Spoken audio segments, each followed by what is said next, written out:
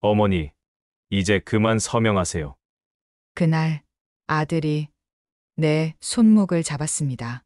안녕하세요. 오늘도 인생일기에 찾아와 주신 여러분 감사합니다. 사연 시작 전에 구독, 좋아요는 사랑입니다. 제 이름은 박영순입니다. 올해 78, 서울 강남에서 작은 상가 건물을 운영하며 살아온 평범한 노인이었지요. 평범하다는 말, 그게 얼마나 큰 축복인지 저는 너무 늦게 깨달았어요. 그날은 2025년 4월 봄비가 내리던 목요일 오후였습니다. 아들 녀석이 갑자기 전화를 했어요. 엄마, 오늘 시간 돼. 중요한 이야기 좀 하고 싶은데. 목소리가 진지했어요. 뭔가 큰 결심을 한 것 같은 톤이었죠. 그래. 무슨 일인데? 집으로 올래? 아니요. 제가 모실게요.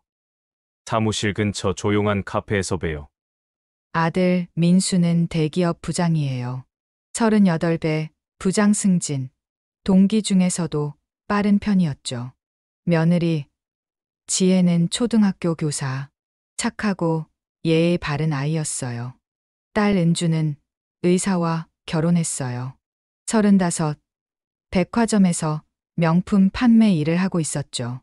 사위 재우는 성형외과 의사. 강남에서 제법 잘 나간다는 병원을 운영하고 있었습니다. 두 자식 모두 잘 키웠다고 생각했어요. 남편 없이 혼자 키워냈지만 둘 다 반듯하게 자라줬으니까요. 카페에 도착했을 때 아들은 이미 창가 자리에 앉아 있었습니다. 어머니, 여기요. 평소와 달리 표정이 굳어 있었어요. 무슨 일인가 싶어 가슴이 쿵 내려앉았죠. 무슨 일이냐? 회사에서 무슨 일 있었어? 아니요. 그게 아니라, 아들은 가방에서 서류 뭉치를 꺼냈습니다. 두툼한 파일이었어요. 엄마, 솔직히 말씀드릴게요. 지금 저희 형편이 많이 어렵습니다. 어렵다니. 무슨 소리야? 회사에서 구조조정이 시작됐어요. 제가 명단에 올라갔습니다. 가슴이 철렁했어요. 뭐? 내가. 부장까지 된 내가. 요즘 세상이 그래요. 엄마. 직급 높은 사람이 더 위험해요. 인건비 부담이 크니까. 아들의 목소리가 떨리고 있었습니다. 그게 진짜 걱정 때문인지, 다른 이유 때문인지, 그때는 몰랐어요. 그리고 은주도 지금 힘들어요.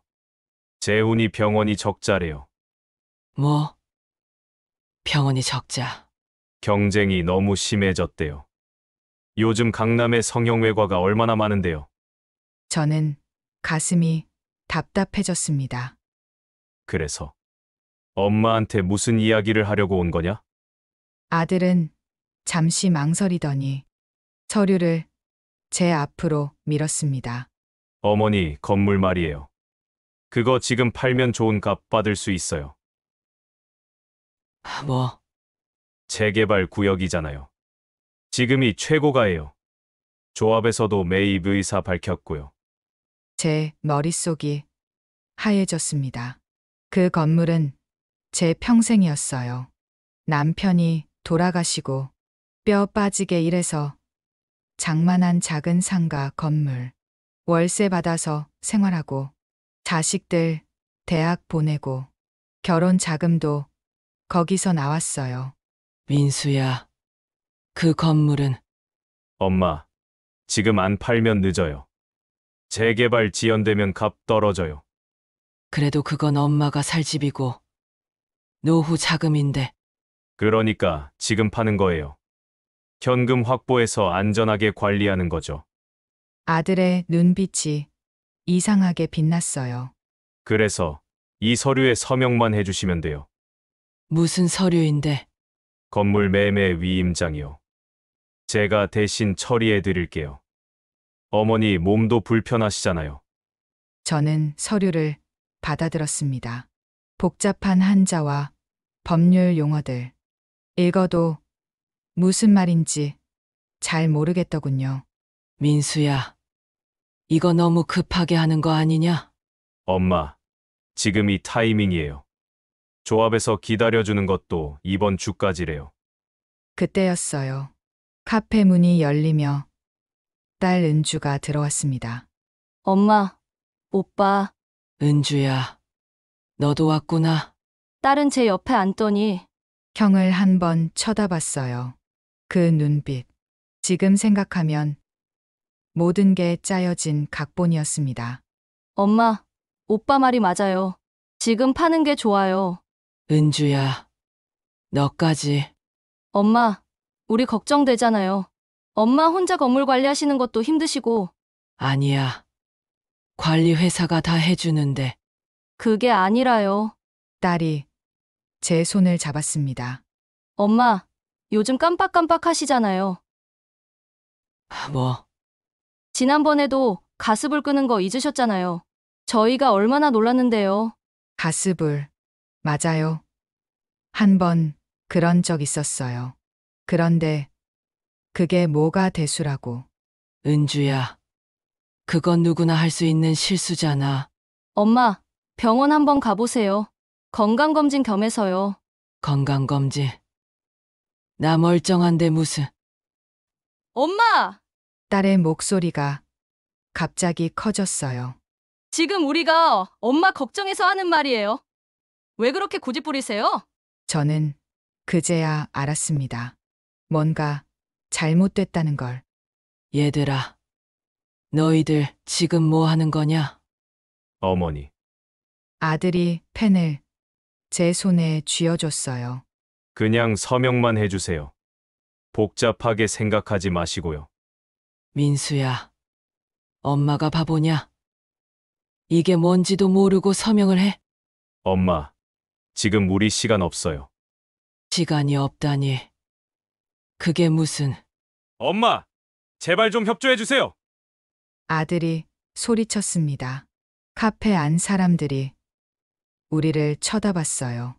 저는 그 순간 아들의 눈에서 본 적 없는 걸 봤습니다. 조급함, 간절함, 그리고 탐욕. 안 돼. 제가 서류를 밀어냈어요. 엄마! 안 된다니까. 엄마가 정신이 멀쩡한데. 왜 니들 맘대로 하려고 해? 딸이 한숨을 쉬었습니다. 엄마, 이러실 거예요? 이러긴 뭘 이래. 내 재산. 내가 지키는데. 그때 아들이 제 손목을 잡았어요. 꽤 세게. 어머니, 이제 그만 서명하세요. 그 소나귀의 힘. 차갑고 단단한 압박. 저는 그때 처음으로 두려웠습니다. 낯선 사람을 보는 것 같았어요. 인수야. 손 놔. 서명하시면 놔드릴게요. 이 자식아! 제가 손을 뿌리쳤습니다. 가방을 움켜쥐고 자리에서 일어났어요. 다리가 후들후들 떨렸죠. 엄마, 어디 가세요? 나 집 간다. 너희 얼굴 보기 싫어. 엄마! 딸이 제 팔을 붙잡았어요. 지금 이러시면 안 돼요. 우리 다 엄마 위해서 하는 건데 위한다고. 저는 딸의 손을 뿌리쳤습니다. 니들이 지금 엄마 위하는 거냐? 니들 욕심 채우려고 하는 거지. 카페 안이 조용해졌어요. 모든 사람들이 우리를 보고 있었습니다. 아들과 딸의 얼굴이 붉어졌어요. 엄마, 밖에 나가서 얘기해요. 할 말 없어. 나 간다. 저는 비틀거리며 카페를 나왔습니다. 빗방울이 얼굴에 떨어졌어요. 차가웠습니다. 뒤에서 아들과 딸이 제 이름을 불렀지만 저는 뒤돌아보지 않았어요. 택시를 잡아타고 집으로 왔습니다. 작은 아파트. 혼자 살기에 딱 좋은 크기였죠. 문을 잠그고 소파에 주저앉았어요. 온몸이 떨렸습니다. 내가 뭘 잘못한 거지? 평생 자식들만 보고 살았어요. 맛있는 건 자식들 입에 먼저 넣어주고, 좋은 옷은 자식들부터 사주고, 대학 등록금, 결혼 자금, 집 장만 자금까지 제가 가진 모든 걸 쏟아부었는데, 그런데 왜 저들은 제 눈을 똑바로 보지 못했을까요? 핸드폰이 울렸어요. 아들이었습니다. 받지 않았어요. 딸한테서도 전화가 왔어요. 그것도 받지 않았습니다. 카톡이 쏟아졌어요. 아들 민수, 엄마, 진정하세요. 우리 다시 얘기해요. 딸 은주, 엄마, 왜 이러세요? 우리가 엄마 버리겠어요? 버린다. 그 단어가 가슴에 박혔습니다. 그때는 몰랐어요.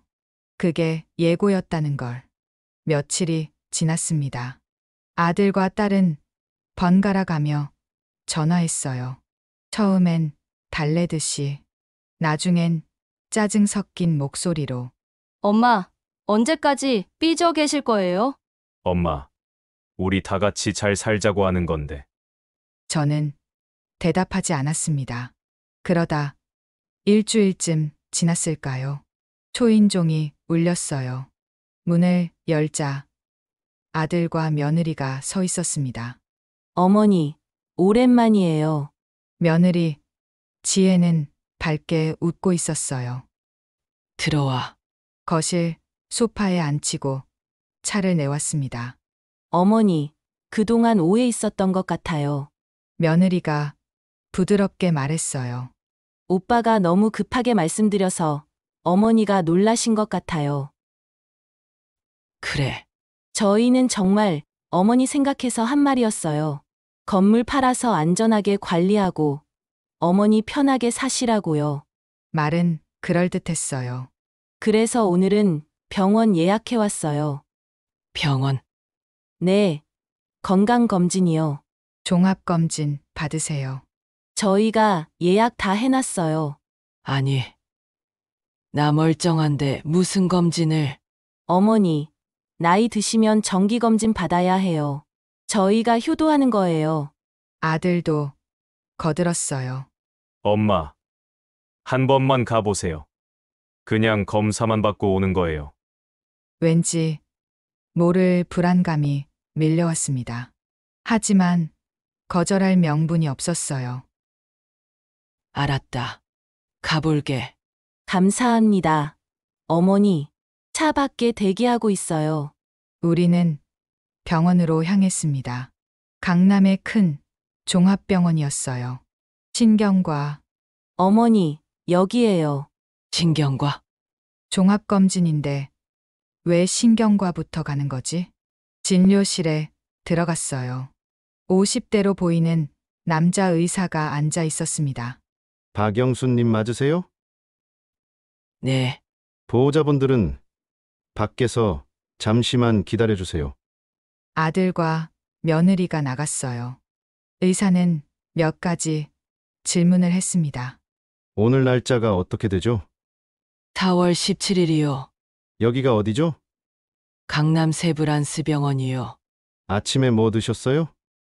미역국하고 밥. 기억력에 문제 없으시네요. 의사는 컴퓨터에 뭔가를 적었어요. 그런데 보호자분들 말씀이 최근 깜빡깜빡 하시는 일이 잦다고 하던데요. 아니요. 그런 적 없어요. 가스불 끄는 것도 잊으신 적 있다고요?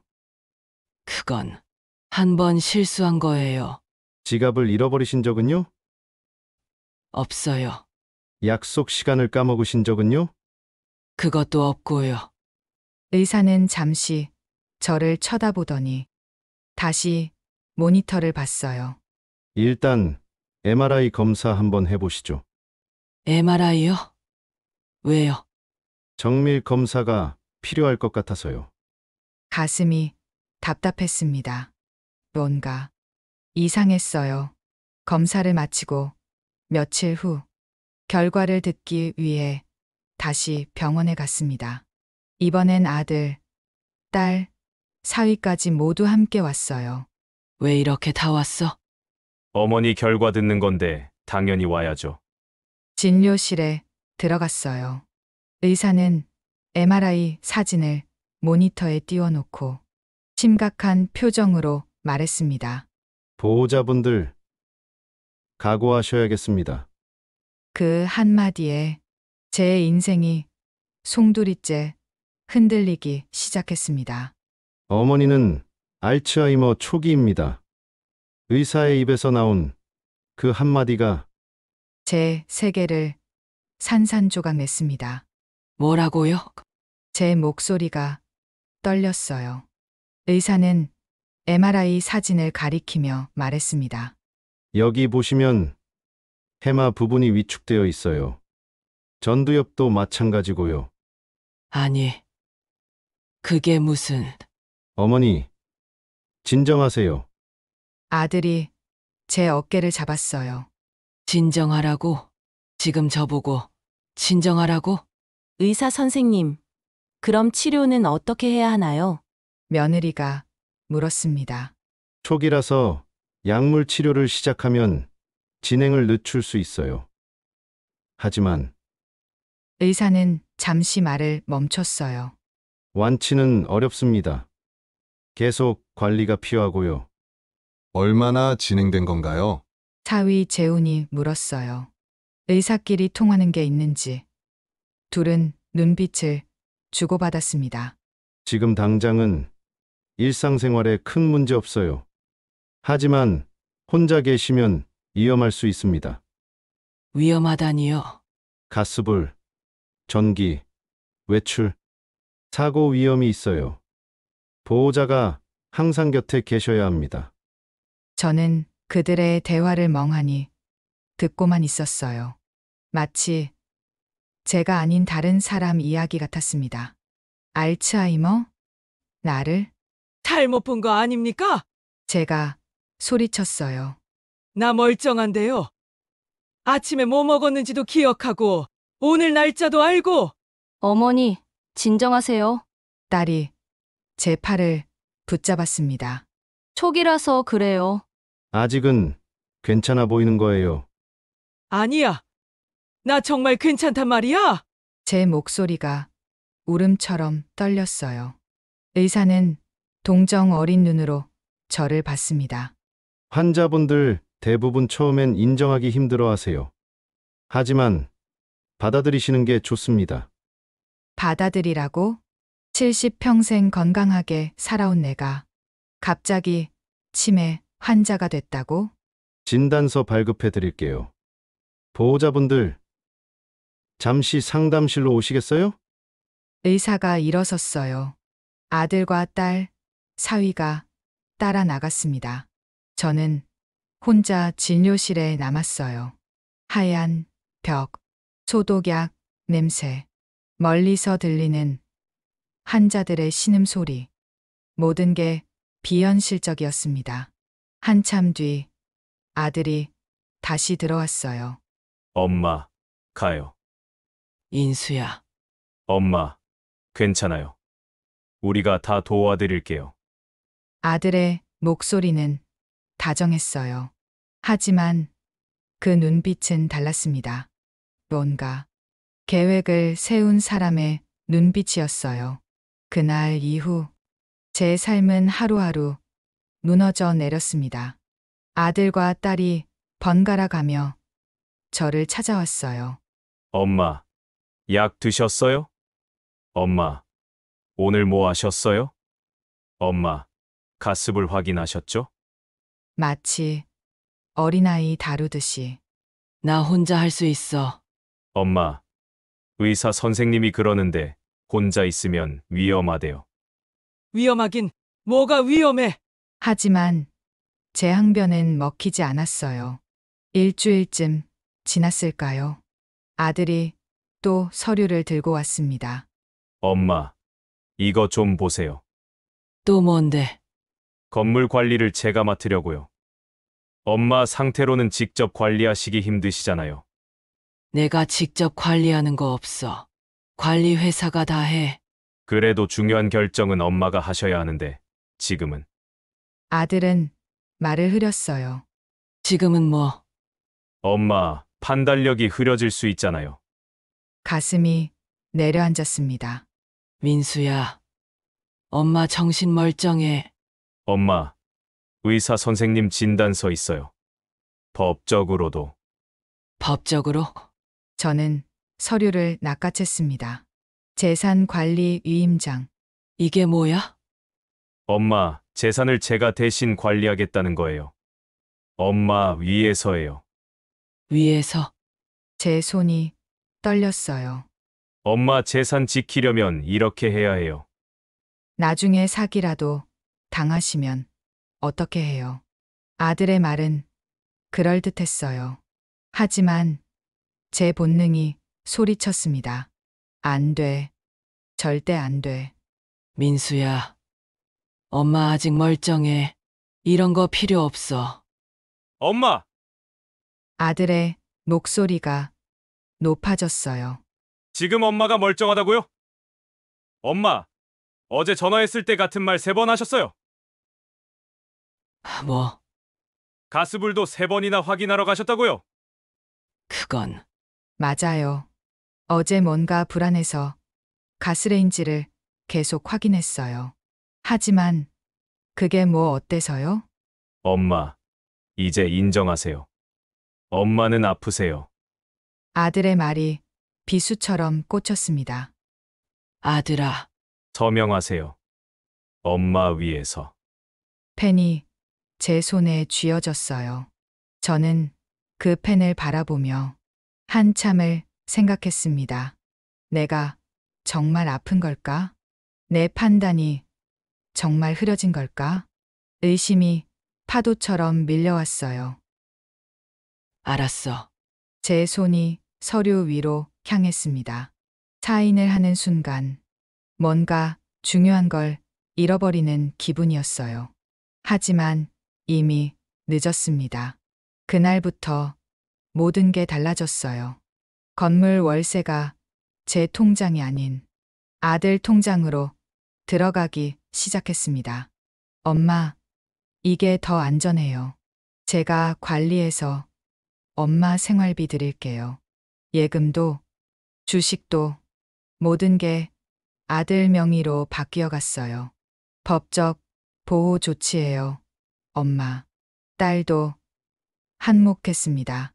엄마, 귀걸이하고 목걸이 좀 맡아둘게요. 잃어버리실까 봐요. 은주야, 그건 내가 끼고 있어야지. 엄마, 요즘 자꾸 어디 뒀는지 잊으시잖아요. 그랬나? 기억이 흐릿했어요. 정말 제가 자꾸 잊어버리는 걸까요? 아니면 저들이 저를 그렇게 만들고 있는 걸까요? 어느 날 저녁이었습니다. 딸과 사위가 집에 왔어요. 엄마, 우리 얘기 좀 해요. 무슨 얘기? 엄마, 혼자 사는 거, 이제 위험할 것 같아요. 가슴이 철렁했습니다. 무슨 소리야? 요양원 알아봤어요. 요양원? 아주 좋은 곳이에요. 강남에 있고, 시설도 좋고. 은주야, 나 요양원 안 가. 엄마, 거긴 병원이 아니에요. 그냥 어르신들이 편하게 지내는 곳이에요. 싫어. 나 집에서 살 거야. 엄마, 지금 혼자 계시면 위험해요. 넘어지시기라도 하면 어떡해요? 안 넘어져. 제 목소리가 커졌어요. 사위 재훈이 나섰습니다. 어머님, 진정하세요. 우리 다 어머님 생각해서 하는 말이에요. 생각해서? 날 갖다 버리려고 하는 거지. 어머님, 딸이 소리쳤어요. 우리가 엄마 버려요? 좋은 곳 보내드리려는 건데. 왜 그렇게 오해하세요? 좋은 곳? 요양원이 무슨 좋은 곳이야. 엄마는 지금 판단력이 없으세요. 의사 선생님도 그랬잖아요. 딸의 말에 저는 할 말을 잃었어요. 정말일까요? 제 판단이 틀린 걸까요? 엄마, 다음 주에 상담 한번 받으러 가요. 구경만 하는 거예요. 사위의 목소리는 부드러웠어요. 저는 고개를 끄덕이고 말았습니다. 왜 그랬을까요? 지금 생각하면 그때 도망갔어야 했어요. 일주일 후 차를 타고 어딘가로 향했습니다. 어디 가는 거야? 상담받으러 가는 거예요. 엄마. 아들이 운전을 하고 딸과 며느리가 뒷좌석에 앉아 있었어요. 차는 강남을 벗어나 경기도 쪽으로 달렸습니다. 민수야, 여기 어디야? 곧 도착해요. 차는 한적한 주택가로 들어섰어요. 높은 담장, 철문, 실버타운 행복마을이라는 간판, 불길한 예감이 들었습니다. 여기가 어디야? 엄마, 잠깐만 들어가 보는 거예요. 현관문이 열렸어요. 50대쯤 되어 보이는 여자가 나왔습니다. 어서 오세요. 박영순 어르신 맞으시죠? 예. 안으로 들어오세요. 복도를 따라 걸었어요. 양쪽에 작은 방들이 줄지어 있었습니다. 창문엔 철창이 쳐져 있었어요. 민수야, 여기. 엄마, 괜찮아요. 안전하게 만든 거예요. 안전? 왜 안전하게 만들려고 철창을 치는 거죠? 작은 방 하나를 보여줬어요. 침대 하나, 작은 책상 하나. 그게 전부였습니다. 어르신, 여기서 편히 지내시면 돼요. 잠깐만요. 저는 뒤돌아섰어요. 나 집에 갈래. 엄마, 아들이 제 팔을 잡았습니다. 엄마, 여기가 엄마 집이에요. 무슨 소리야? 내 집은 저기 아파트인데. 엄마, 이제 여기서 사셔야 해요. 싫어.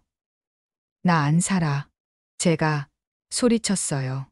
그때 여자가 다가왔습니다. 어르신, 진정하세요. 손 놔요. 나 나갈 거야.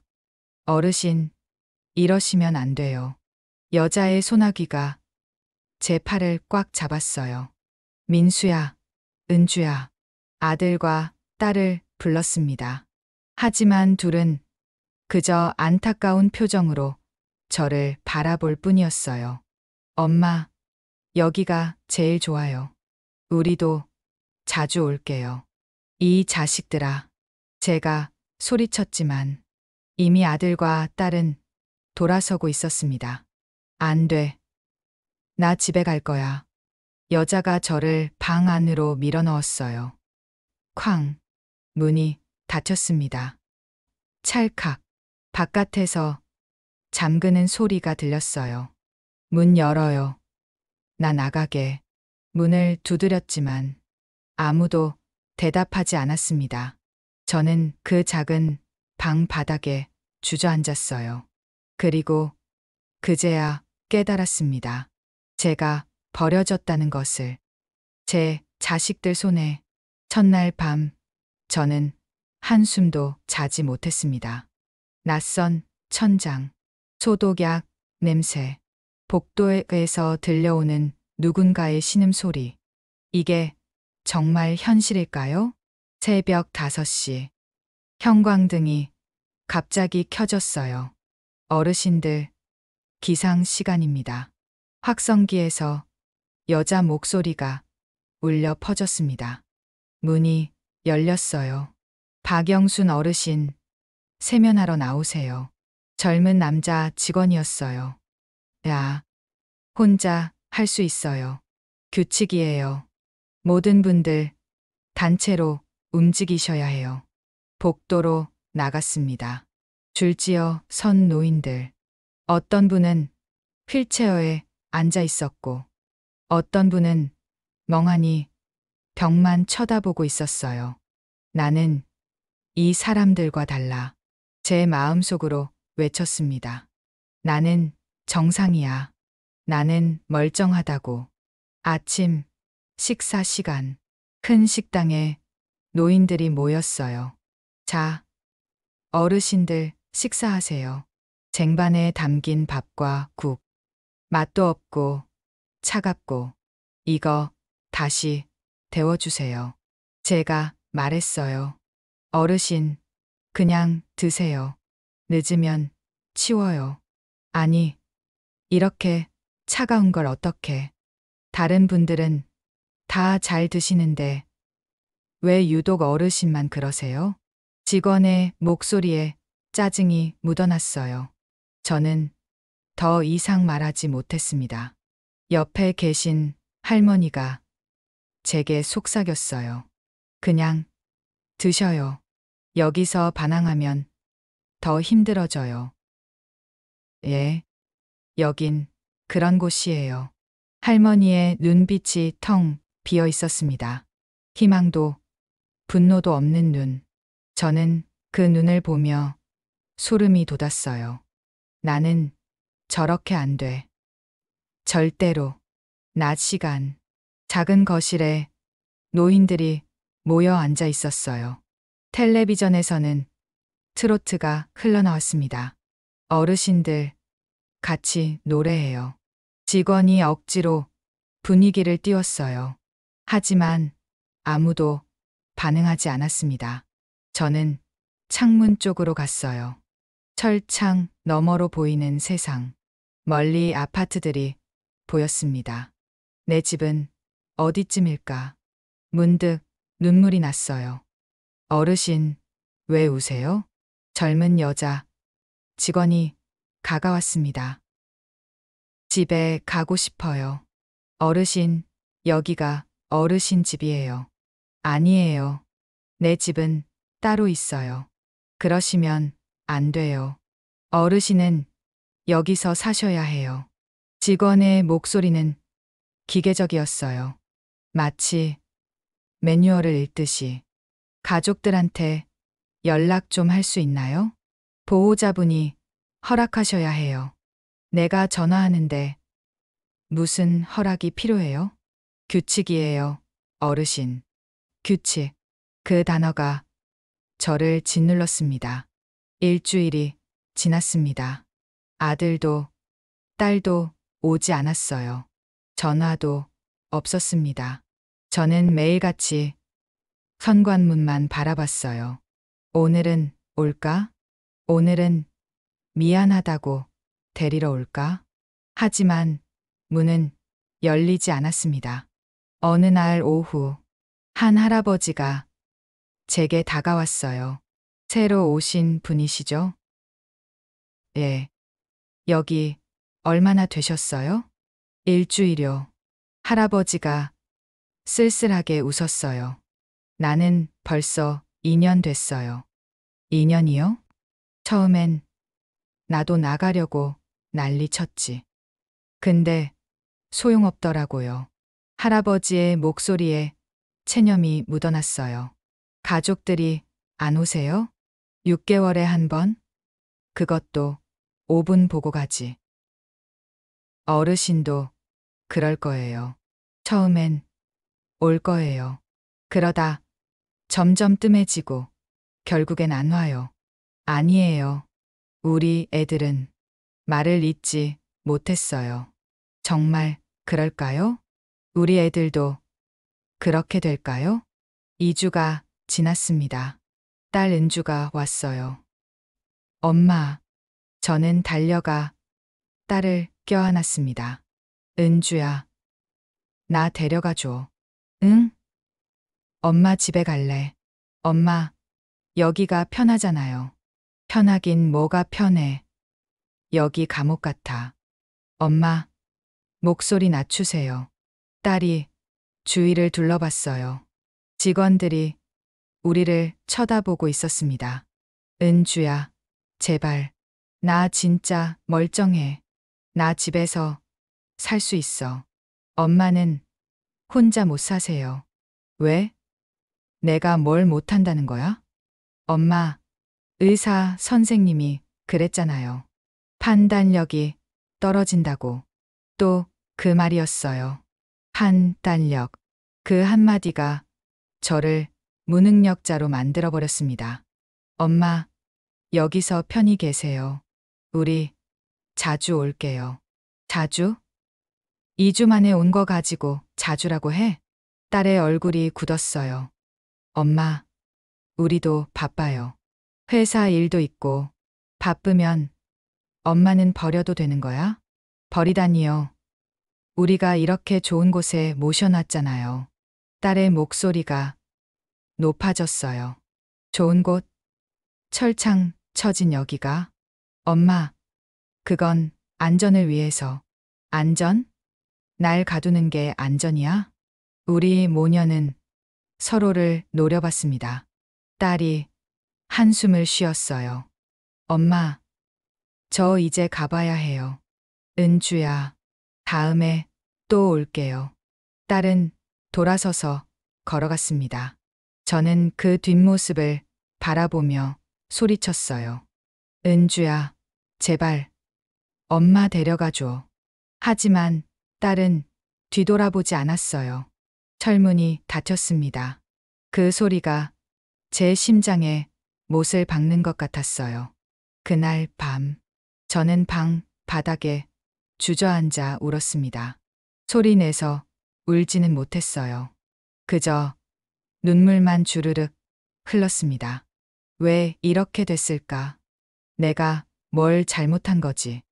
평생 자식들 위해 살았어요. 내 배를 굴며서라도 애들 배불리 먹이고, 내 옷을 헝겊 입어도 애들은 새 옷 사주고, 그렇게 키운 자식들이 이렇게 엄마를 버리는 거였나요? 문득 서랍에서 작은 수첩을 꺼냈어요. 들어올 때 가방에 있던 거였죠. 거기엔 아들과 딸의 전화번호가 적혀 있었습니다. 전화를 하면, 그래, 전화를 해서 제대로 말해야 해. 하지만 이곳엔 전화기가 없었어요. 다음 날 아침, 저는 직원에게 다가갔습니다. 전화 좀 쓸 수 있을까요? 어르신, 전화는 보호자 동의 하에만 가능해요.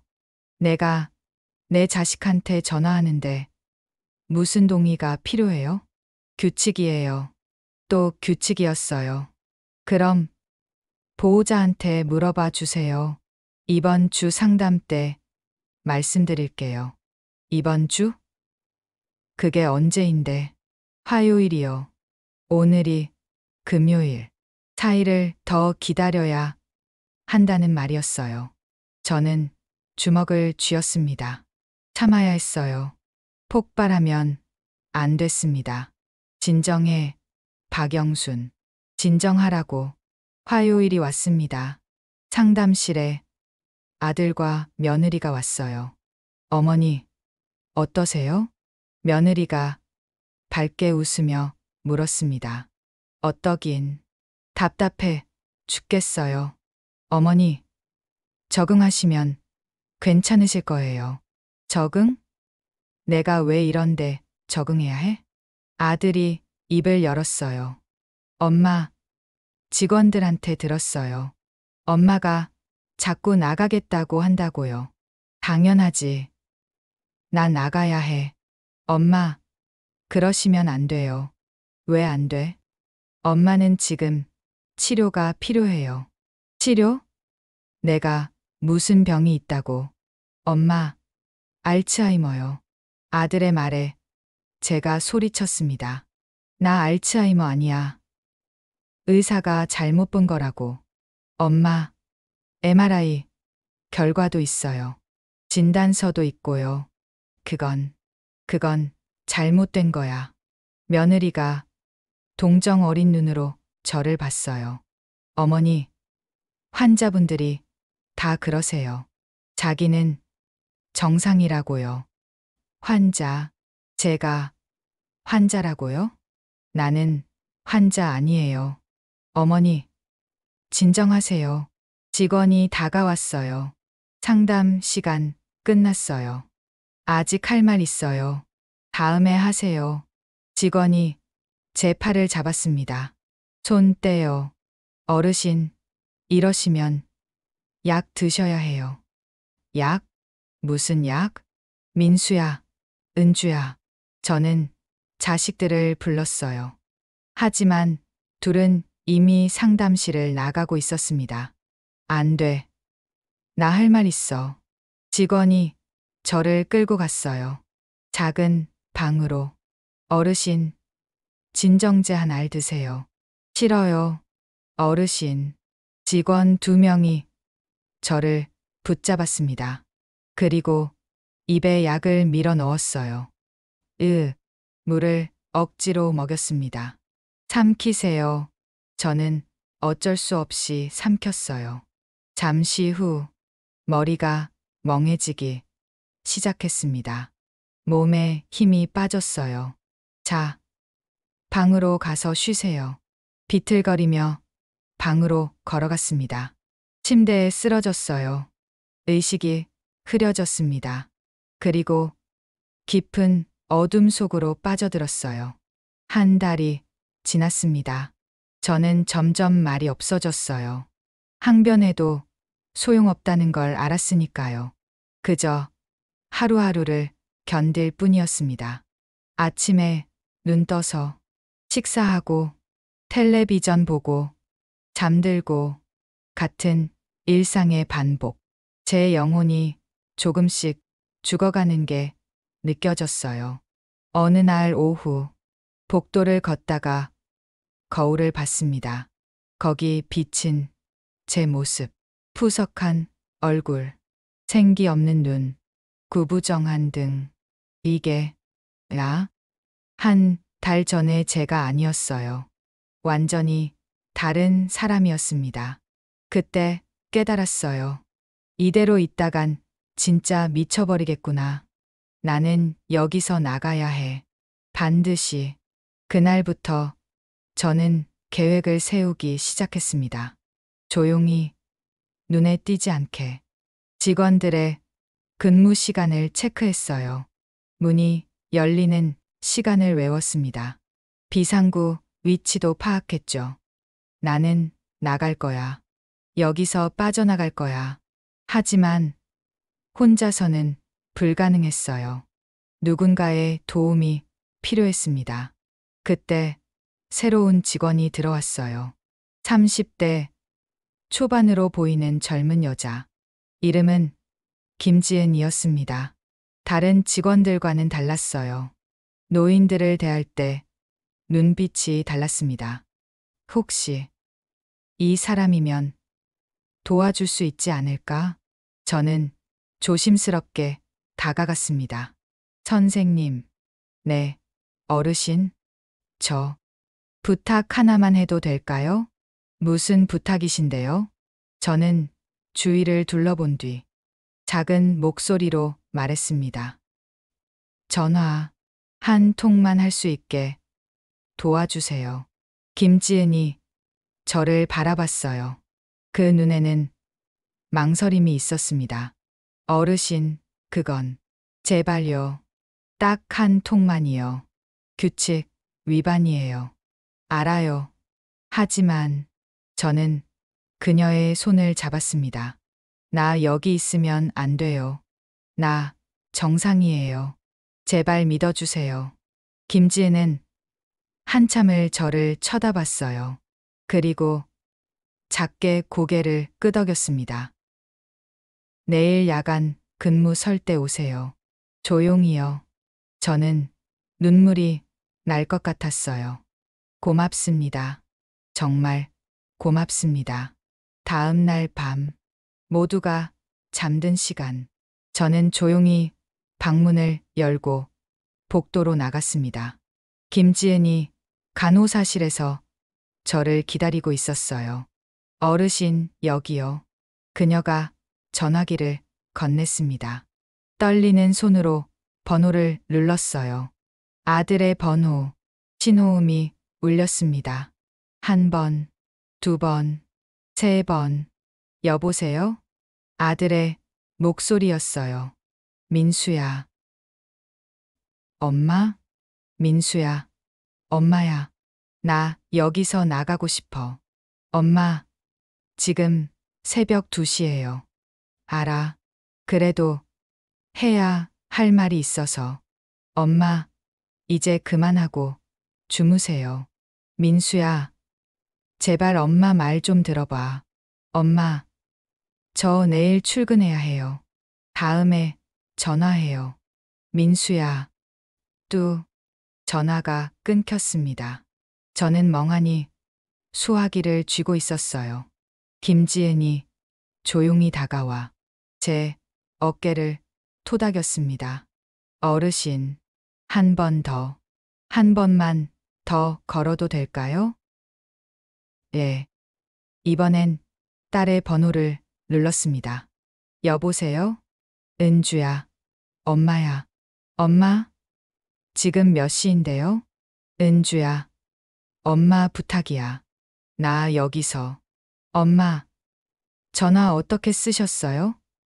누가 도와드렸어요? 그건 중요하지 않아. 엄마, 규칙 어기시면 안 돼요. 내일 시설에 연락할게요. 은주야. 엄마, 끊을게요. 안녕히 주무세요. 또 끊겼습니다. 저는 바닥에 주저앉았어요. 어르신, 괜찮으세요? 김지은의 목소리가 멀리서 들렸습니다. 괜찮냐고요? 괜찮을 리가 없었어요. 제 마지막 희망마저 꺼져버렸으니까요. 김지은, 그 이름이 제게는 희망이었습니다. 절망의 늪에서 건져준 유일한 빛이었어요. 새벽 전화 이후 저는 더 이상 자식들을 믿지 않기로 했습니다. 대신 저 자신을 믿기로 했어요. 내가 나를 구해야 해. 아무도 날 구해주지 않아. 김지은은 그날 이후로도 가끔 제게 작은 친절을 베풀었어요. 어르신, 따뜻한 물 가져왔어요. 어르신, 담요 한 장 더 드릴게요. 작은 것들이었지만 제게는 큰 위로였습니다. 어느 날 밤, 김지은이 야간 근무를 설 때였어요. 저는 조심스럽게 다가갔습니다. 선생님, 네, 어르신, 물어봐도 될까요? 왜 저를 도와주시는 거예요? 김지은은 잠시 망설이더니 입을 열었어요. 우리 할머니 생각이 나서요. 할머니요? 예. 우리 할머니도 요양원에 계셨어요. 저희 가족이 모셔다 드렸죠. 김지은의 목소리가 떨렸습니다. 할머니는 매일 나가고 싶다고 하셨어요. 근데 저희는 안 된다고만 했죠. 1년 뒤에 돌아가셨어요. 마지막까지 집에 가고 싶다고 하시면서요. 김지은의 눈가에 눈물이 맺혔어요. 그때 제가 할머니 말씀 들어드렸어야 했는데 후회해요. 너무 후회해요. 저는 그녀의 손을 잡았습니다. 선생님은 좋은 사람이에요. 아니에요. 저는 비겁했어요. 김지은이 고개를 저었어요. 그래서 어르신은 도와드리고 싶어요. 제가 할머니께 못했던 걸요. 그날 밤, 우리는 긴 이야기를 나눴습니다. 제 과거 이야기, 자식들 이야기, 배신당한 이야기. 김지은은 모든 걸 들어주었어요. 어르신, 정말 억울하시겠어요. 억울한 정도가 아니에요. 분해서 미칠 것 같아요. 그럼 나가셔야죠. 김지은의 말에 저는 놀랐어요. 여기서 나간다고요? 예. 어르신이 정말 멀쩡하시다면 여기 계실 이유가 없잖아요. 하지만 어떻게요? 방법을 찾아야죠. 김지은의 눈빛이 단단해졌습니다. 저도 도와드릴게요. 그날부터 우리의 계획이 시작됐어요. 김지은은 요양원의 구조를 파악했습니다. 정문은 항상 잠겨 있어요. 비밀번호도 자주 바뀌고요. 그럼 뒷문이 있어요. 쓰레기 버릴 때 쓰는 문인데 가끔 열려 있을 때가 있어요. 언제요? 새벽 5시. 청소 직원이 나갈 때요. 새벽 5시. 가장 조용한 시간. 하지만 나가신다고 끝이 아니에요. 김지은이 진지하게 말했어요. 어르신 가족들이 경찰에 신고하면 금방 잡혀요. 실종 노인으로요. 그리고 진단서가 있잖아요. 알츠하이머 진단서요. 맞아요. 그 거짓 진단서. 그걸 뒤집어야 해요. 어떻게요? 증거가 필요해요. 어르신이 정상이라는 증거요. 저는 고민에 빠졌습니다. 무엇이 증거가 될 수 있을까요? 그때 문득 떠올랐어요. 우리 집에 금고가 있어요. 금고요? 예. 안방 옷장 깊숙한 곳에요. 거기 중요한 것들이 들어있어요. 무엇이요? 자식들이 어렸을 때 쓴 편지들, 가족 사진들, 그리고 저는 숨을 깊이 들이마셨어요. 유언장이요. 제가 직접 쓴 유언장. 김지은의 눈이 반짝였습니다. 그거예요. 그게 증거예요. 하지만 집에 어떻게 들어가요? 자식들이 살고 있는데 방법을 찾아야죠. 일단 여기서 나가는 게 먼저예요. 2주가 지났습니다.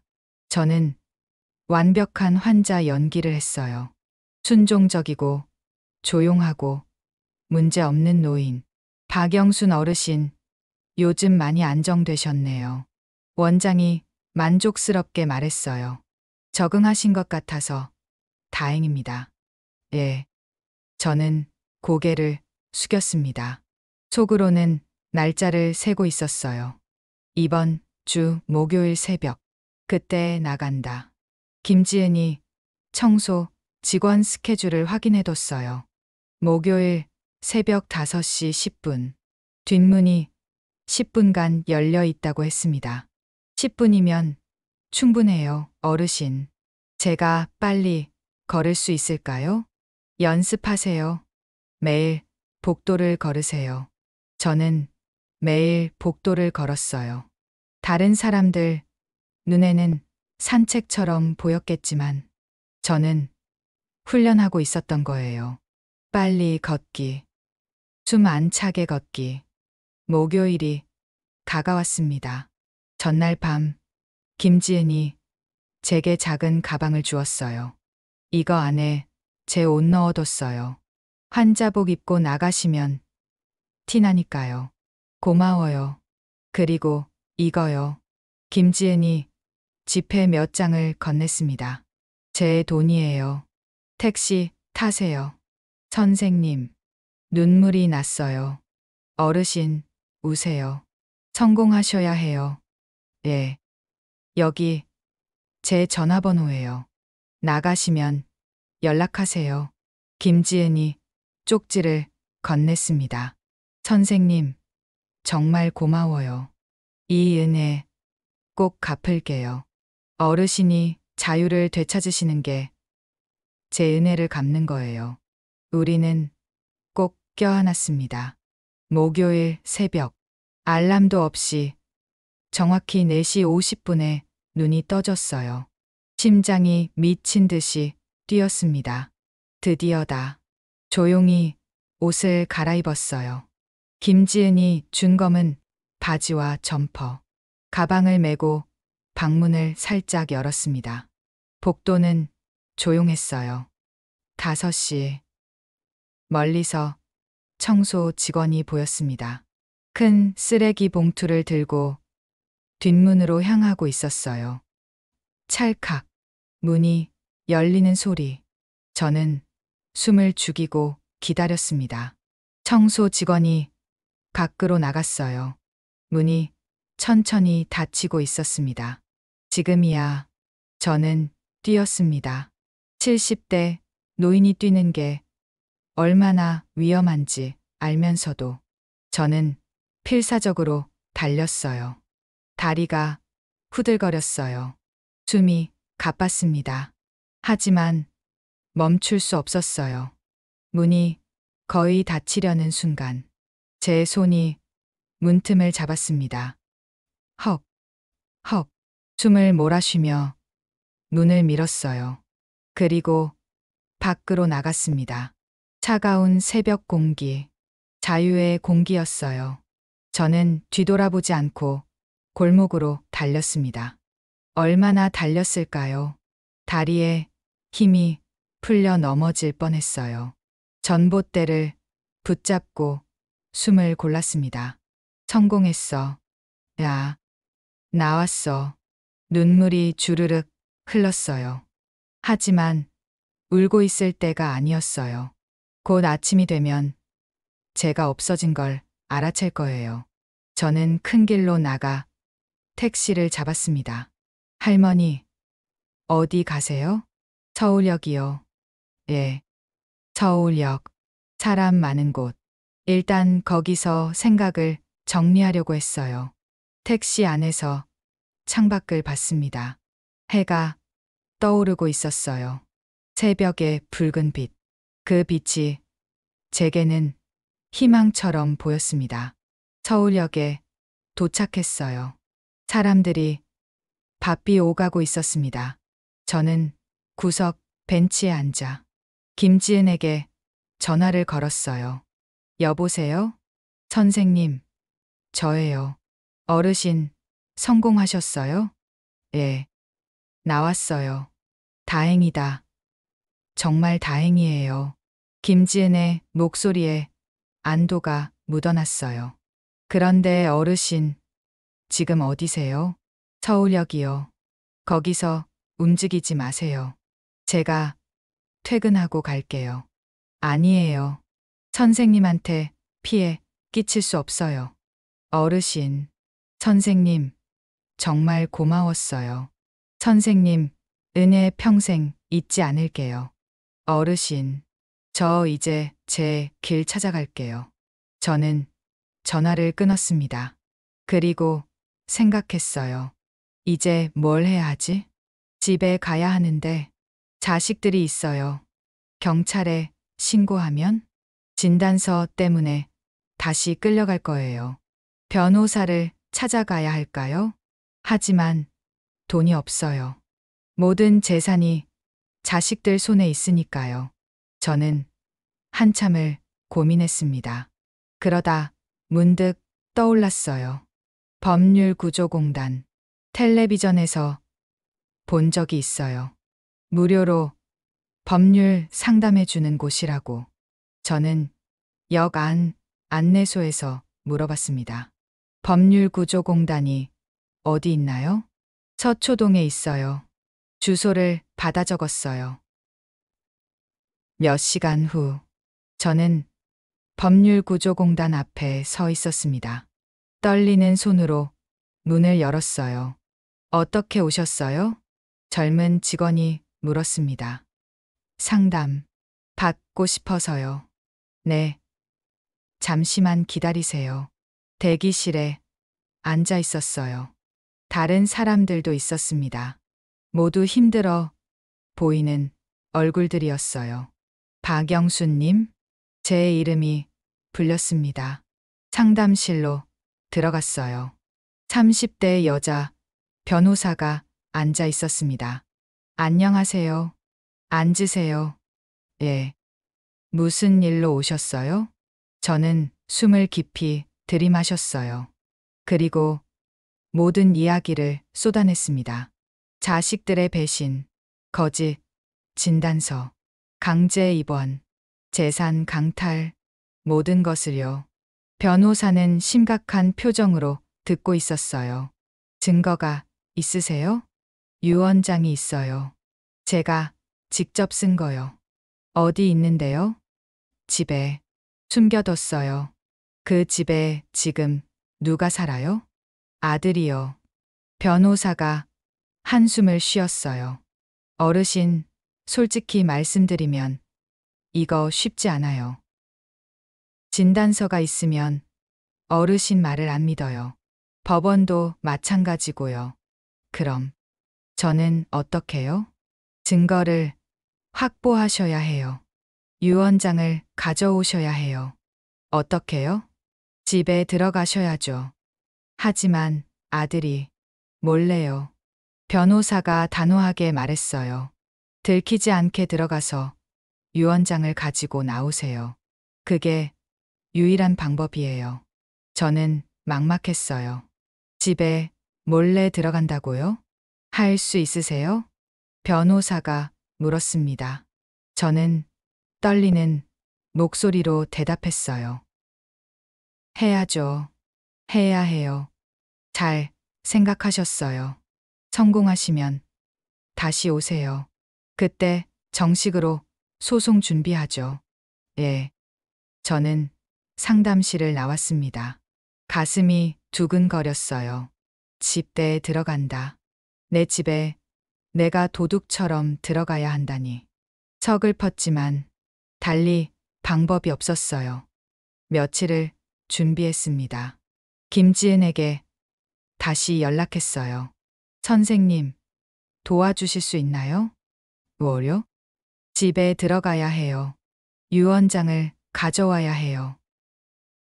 언제요? 이번 주말이요. 아들 가족이 여행 간다고 SNS에 올렸어요. 김지은이 저를 도와 계획을 세웠어요. 열쇠는요? 현관 비밀번호 알아요. 아직 안 바꿨을 거예요. 확실해요? 확실하지 않아요. 하지만 해봐야죠. 김지은이 제 손을 잡았어요. 어르신, 조심하세요. 예. 토요일 저녁, 저는 제 집 앞에 서 있었습니다. 익숙한 아파트, 익숙한 복도. 하지만 제 가슴은 도둑처럼 떨리고 있었어요. 현관 앞, 떨리는 손으로 비밀번호를 눌렀습니다. 0에 8에 1에 5. 제 생일. B. 문이 열렸어요. 아직 안 바꿨네. 저는 조용히 안으로 들어갔습니다. 현관불을 켜지 않았어요. 핸드폰, 손전등만 켜고 거실을 지나 안방으로 갔어요. 옷장을 열었습니다. 맨 오른쪽 아래 칸. 이불을 드러냈어요. 바닥판을 열었습니다. 거기 있었어요. 낡은 금고. 제발. 떨리는 손으로 비밀번호를 돌렸어요. 4에 2에 1에 1. 제 결혼기념일. 찰칵 열렸습니다. 안에 있었어요. 편지들, 사진들, 그리고 유언장. 저는 모든 걸 가방에 넣었어요. 그때였습니다. 누구세요? 뒤에서 목소리가 들렸어요. 심장이 멎는 줄 알았습니다. 천천히 돌아봤어요. 거기 서 있었어요. 며느리, 지혜가. 어머님? 며느리의 목소리가 떨리고 있었어요. 저도 떨리고 있었습니다. 지혜야, 어머님, 지금 뭐 하시는 거예요? 며느리가 전등을 켰어요. 방이 환해졌습니다. 우리는 서로를 마주 봤어요. 야, 내 물건 가지러 왔어. 어머님, 요양원에 계셔야죠. 어떻게 나오신 거예요? 나올 수 있어. 나 환자 아니야. 제 목소리가 떨렸어요. 며느리는 제 손에 든 가방을 봤습니다. 그게 뭐예요? 내 거야. 내 물건이라고. 어머님, 며느리가 다가왔어요. 저는 본능적으로 뒤로 물러섰습니다. 가방 보여주세요. 싫어. 어머님, 며느리의 목소리가 높아졌어요. 지금 도둑질 하시는 거예요? 자기 집에서? 도둑질? 내 물건 가져가는 게 도둑질이야? 여기 이제 어머님 집 아니에요. 민수 오빠 집이에요. 그 말이 제 가슴을 찔렀습니다. 뭐, 어머님, 재산 다 오빠한테 넘어갔잖아요. 법적으로요. 그건 나한테 속여서. 어머님, 알츠하이머 환자는 법적 효력이 없어요. 그래서 보호자가 대신 관리하는 거예요. 며느리의 말은 차가웠어요. 마치 법 조항을 읽듯이. 나 알츠하이머 아니야. 제가 소리쳤어요. 진단서 있어요. 어머님, 그건 거짓말이야. 너희들이 꾸민 거라고. 어머님, 진정하세요. 며느리가 핸드폰을 꺼냈어요. 오빠한테 연락할게요. 안 돼. 저는 가방을 꽉 껴안았습니다. 이거 내가 가져가야 해. 이게 증거야. 증거요? 며느리가 핸드폰을 누르다 말고 저를 봤어요. 무슨 증거인데요? 내가 정상이라는 증거. 너희들이 말 속였다는 증거. 순간 며느리의 얼굴이 굳었습니다. 어머님, 그 안에 뭐가 들어있어요? 내 유언장. 내가 직접 쓴 유언장. 말하고 나서 후회했어요. 말하지 말았어야 했어요. 며느리의 눈빛이 달라졌습니다. 유언장요? 그래. 내가 멀쩡할 때 쓴 유언장. 공증까지 받은 거야. 며느리가 한 걸음 다가왔어요. 어머님, 그거 주세요. 싫어. 어머님. 며느리가 제 가방을 잡아당겼어요. 저는 필사적으로 버텼습니다. 놓으세요. 안 돼. 우리는 가방을 두고 실랑이를 벌였어요. 70대 노인과 30대 젊은 여자. 힘의 차이는 명백했습니다. 결국 가방이 며느리 손에 넘어갔어요. 안 돼. 돌려줘. 며느리는 가방을 열었어요. 편지들, 사진들, 그리고 유언장. 이게 며느리가 유언장을 집어들었습니다. 이게 진짜 유언장이네요? 돌려줘. 그건 내 거야. 어머님. 며느리의 목소리가 차갑게 가라앉았어요. 이거 있으면 우리 큰일 나요. 아시죠? 어머님이 멀쩡할 때 쓴 유언장이면 지금 진단서가 거짓이 되는 거잖아요. 며느리는 유언장을 천천히 찢기 시작했어요. 안 돼. 저는 비명을 지르며 달려들었습니다. 하지만 며느리는 저를 밀쳤어요. 저는 바닥에 넘어졌습니다. 무릎이 아팠어요. 며느리는 유언장을 산산조각 냈습니다. 찢어진 종이들이 눈송이처럼 흩날렸어요. 안 돼. 안 돼.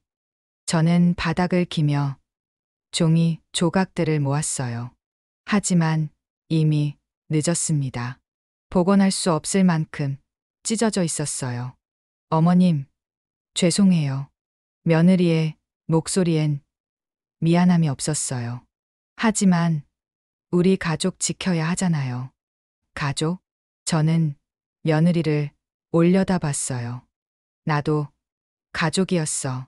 나도 너희 가족이었단 말이야. 어머님은 이제 환자세요. 환자는 보호받아야 해요. 보호? 감금이 보호야? 재산 빼앗는 게 보호야? 어머님. 며느리가 소리쳤어요. 우리 잘못 없어요. 어머님 병 때문에 어쩔 수 없었던 거예요. 거짓말. 거짓말 아니에요. 진단서 있다니까요. 우리는 서로에게 소리쳤습니다. 그때 현관문이 열리는 소리가 들렸어요. 여보? 웬 소리야? 아들의 목소리였어요. 민수 오빠, 며느리가 달려나갔습니다. 어머님이 집에 오셨어요. 아들이 안방으로 들어왔어요. 바닥에 주저앉은 저를 봤습니다. 엄마? 민수야. 저는 찢어진 유언장 조각을 손에 쥐고 있었어요. 엄마, 어떻게 여기? 나왔어. 요양원에서. 엄마, 아들이 다가왔어요. 엄마, 왜 이러세요? 거기 계셔야죠. 나 환자 아니야. 나 멀쩡하단 말이야. 엄마, 진단서. 그 진단서가 거짓말이야. 너희가 의사랑 짜고 꾸민 거라고. 순간 아들의 얼굴이 굳었어요. 찔렸다는 표정이었습니다. 엄마가 무슨 말을. 인정해, 민수야. 너희가 날 속였다고 인정하라고. 엄마, 아들이 소리쳤어요. 엄마가 정말 아프다니까요. 왜 인정을 안 하세요? 내가 뭐가 아파? 기억력, 판단력 다 떨어졌어요. 떨어지지 않았어. 나 멀쩡하다고. 그럼 왜 같은 말을 반복해요? 왜 물건을 잃어버려요? 그건 말문이 막혔어요. 정말 그랬나요? 제가 정말 그랬나요? 아니면 저들이 그렇게 만든 건가요? 엄마, 제발 인정하세요. 아들이 무릎을 꿇고 제 손을 잡았어요. 엄마는 아파요. 치료받아야 해요. 나 안 아파. 아파요. 안 아프다니까. 엄마, 우리는 서로에게 소리쳤습니다. 방 안에 울음 섞인 외침만 울려 퍼졌어요. 그날 밤, 경찰이 왔습니다. 실종 신고 들어온 분 맞으세요? 네.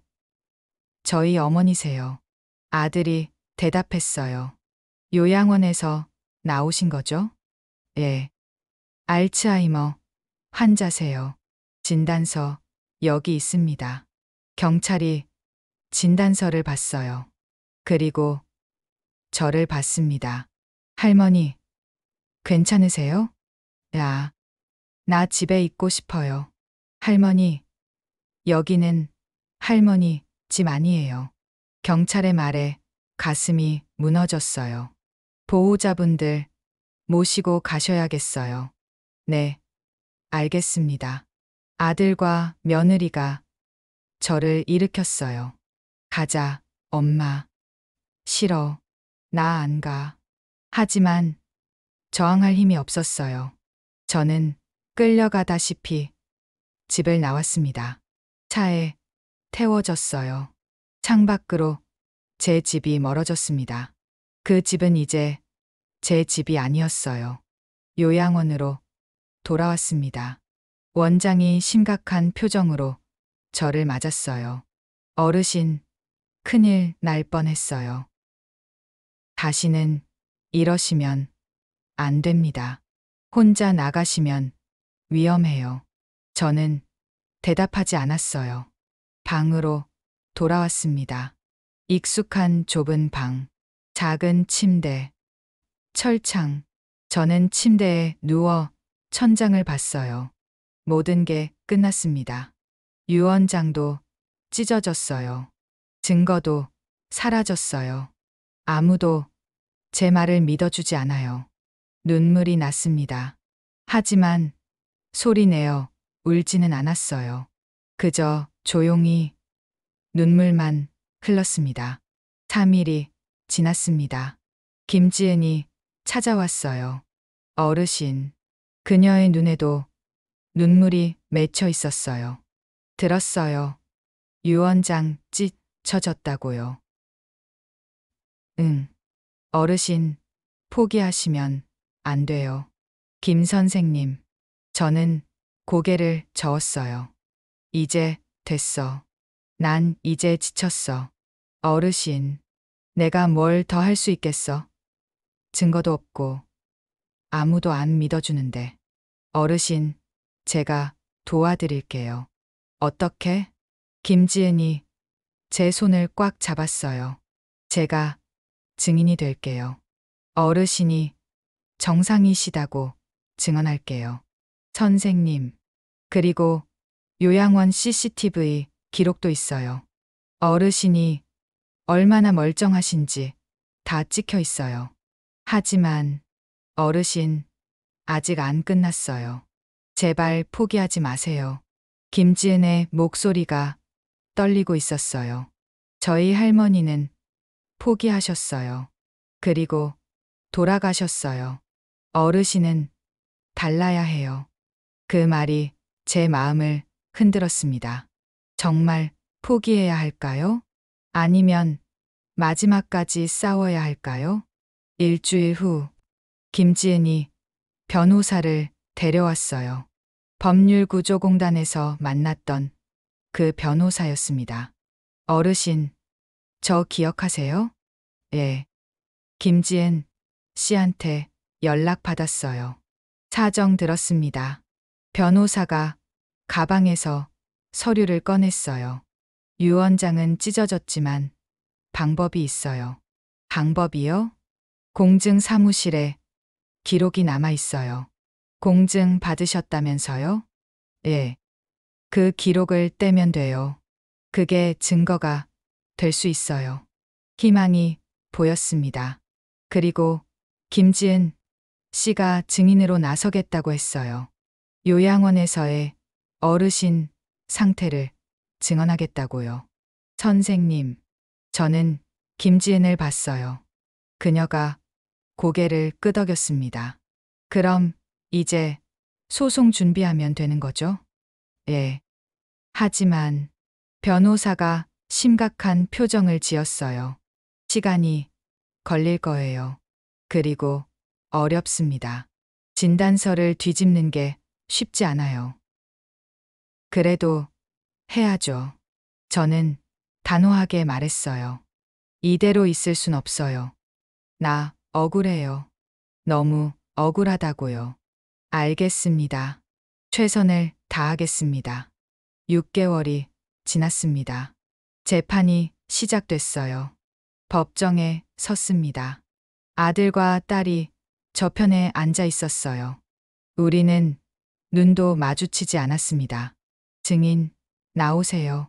김지은이 증인석에 섰어요. 증인은 박영순 씨가 정상이었다고 증언하시는 거죠? 예.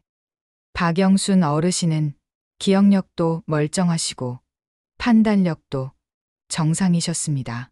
하지만 진단서가 있잖아요. 그 진단서는 잘못됐어요. 저는 3개월간 어르신을 봤는데 어르신은 전혀 문제 없으셨어요. 김지은의 증언이 이어졌어요. 다음은 공증 기록이 제출됐습니다. 2023년 4월 박영순 씨는 공증 사무실을 방문해 유언장을 작성했습니다. 당시 담당 변호사는 정신이 온전함을 확인했습니다. 그럼 2025년 진단서는 뭡니까? 거짓입니다. 제 변호사가 소리쳤어요. 자녀들이 재산을 빼앗기 위해 꾸민 겁니다. 상대 측 변호사가 반박했어요. 증거가 있습니까? 공증 기록이 증거입니다. 2년 전엔 멀쩡했던 사람이 갑자기 중증 알츠하이머가 될 수 없어요. 법정은 긴장감으로 가득 찼어요. 판사가 입을 열었습니다. 잠시 휴정하겠습니다. 양측 합의 가능성을 검토해 보시기 바랍니다. 휴정 시간. 아들과 딸이 다가왔어요. 엄마, 처음으로 아들이 입을 열었어요. 엄마, 미안해요. 우리가 잘못했어요. 딸도 울먹이며 말했어요. 엄마, 용서해줘요. 우리 정말 잘못했어. 하지만 저는 고개를 저었어요. 용서? 제 목소리는 차가웠습니다. 너희들이 나한테 한 짓을 알아? 알아요, 엄마. 그래서 미안하다고. 미안하다고 끝이야? 나 6개월 동안 지옥에서 살았어. 매일 밤 울면서 잤어. 엄마, 너희들은 내가 낳은 자식들이야. 내가 뼈 빠지게 키운 자식들이라고. 제 목소리가 떨렸어요. 그런 자식들이 엄마를 감옥에 가뒀어. 돈 때문에. 엄마, 우리 잘못했어요. 다 돌려드릴게요. 재산도, 집도 다 돌려준다고 끝이 아니야. 저는 자식들을 똑바로 봤어요. 너희들은 내 마음에 씻을 수 없는 상처를 남겼어. 엄마, 나는 너희를 용서할 수 없어. 적어도 지금은. 아들과 딸이 울었어요. 하지만 저는 더 이상 흔들리지 않았습니다. 재판이 재개됐어요. 판사가 판결문을 읽기 시작했습니다. 이 사건은 자녀들이 모친의 재산을 편취하기 위해 허위 진단서를 작성하고 강제로 요양원에 입소시킨 사안입니다. 증거를 검토한 결과 피고인들의 행위는 명백한 재산 편취 및 감금죄에 해당합니다. 따라서 피고인들에게 징역 3년을 선고하고 판결이 이어졌어요. 저는 조용히 눈을 감았습니다. 이겼습니다. 마침내 이겼어요. 1년 후, 저는 작은 아파트에서 살고 있었어요. 자식들이 돌려준 재산으로 산 집이었죠. 크지 않지만 제게는 충분했어요. 창문으로 햇살이 들어왔습니다. 따뜻했어요. 초인종이 울렸어요. 어르신, 저예요. 김지은의 목소리였어요. 문을 열어줬습니다. 선생님, 어서 와요. 어르신, 과일 사왔어요. 고마워요. 우리는 거실에 앉아 차를 마셨어요. 어르신, 요즘 어떠세요? 좋아요. 정말 좋아요. 다행이다. 정말 다행이에요. 김지은이 웃었어요. 선생님, 덕분이에요. 선생님, 아니었으면. 아니에요. 어르신이 포기하지 않으셨잖아요. 우리는 서로를 보며 웃었습니다. 며칠 후, 편지 한 통이 왔어요. 교도소 소인이 찍혀 있었습니다. 아들이 보낸 편지였어요. 펼쳐봤습니다. 엄마께, 엄마, 저 민수예요. 매일 엄마 생각합니다. 여기 있으면서 매일 후회해요. 제가 얼마나 큰 죄를 지었는지. 이제야 알겠어요. 엄마, 저 나가면 평생 속죄하며 살게요. 그때까지 건강하세요. 엄마, 사랑해요. 편지를 읽고 접었어요. 눈물이 말 줄 알았는데 이상하게 눈물이 나지 않았어요. 그저 마음이 차분했습니다. 창밖을 봤어요. 햇살이 따뜻하게 내리쬐고 있었습니다. 저는 조용히 중얼거렸어요. 나는 이제 자유야. 진짜 자유였습니다. 돈도, 자식도, 과거도 모든 것에서 자유로워졌어요. 이제 저는 저를 위해 살 겁니다. 남은 인생, 온전히 저를 위해서요. 저녁이 되었습니다. 김지은과 함께 동네를 산책했어요. 어르신, 저기 꽃 피었네요. 그러게, 예쁘다. 우리는 벤치에 앉아 꽃을 봤어요. 선생님, 고마워요. 정말 고마워요. 어르신, 저야말로 감사해요. 왜요? 어르신 덕분에 저도 용서받은 것 같아요. 우리 할머니한테요. 김지은이 웃었어요. 선생님, 할머니도 기뻐하실 거예요. 그럴까요? 그럼요. 분명히. 우리는 나란히 앉아 석양을 봤습니다. 붉게 물든 하늘. 아름다웠어요. 저는 깊이 숨을 들이마셨습니다. 자유의 공기. 그 공기는 그 무엇보다 달콤했어요. 그날 밤 집에 돌아와 침대에 누웠습니다. 편안했어요. 철창도 없고 감시도 없고 자유였어요. 눈을 감았습니다. 그리고 생각했어요. 이제 시작이야. 진짜 내 인생은 지금부터야. 78살. 늦지 않았습니다. 아직 늦지 않았어요. 저는 조용히 웃으며 잠에 들었습니다. 평생 처음으로 진짜 평온한 잠이었습니다.